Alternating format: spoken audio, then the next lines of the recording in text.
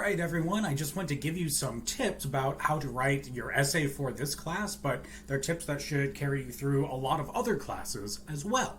So, the first thing to realize about what writing an essay is all about is that it's just a form of communication. You're trying to make a claim and show other people what that claim is and why they should believe your claim and not some other claim. So when you're writing an essay, you should think about it in terms of how you can best communicate your ideas to other people.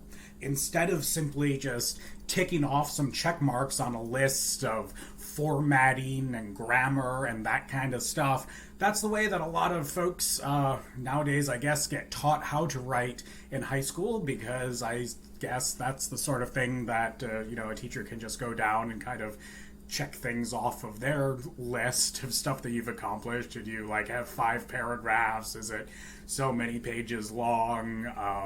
Did you use MLA format, etc.?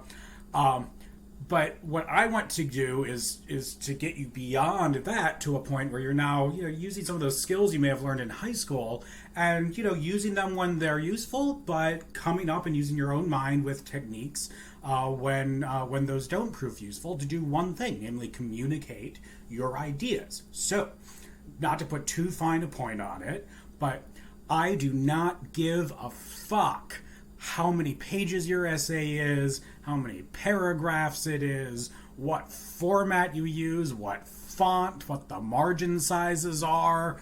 I really don't care. Now, you're going to have to make a decision about how many paragraphs to use and, what font to use, but I trust you to make those decisions guided by the principle that what you're trying to do is communicate things to your audience. And so if you use Wingdings or Comic Sans, maybe not the best choice for a font. Why? Well, because it's going to be really difficult for a lot of folks to be able to read what you have to say if you're using Wingdings as your font. Do I give a shit whether you use Arial or Times New Roman? No, I do not, because either of those are going to serve just as well helping to communicate your ideas to me.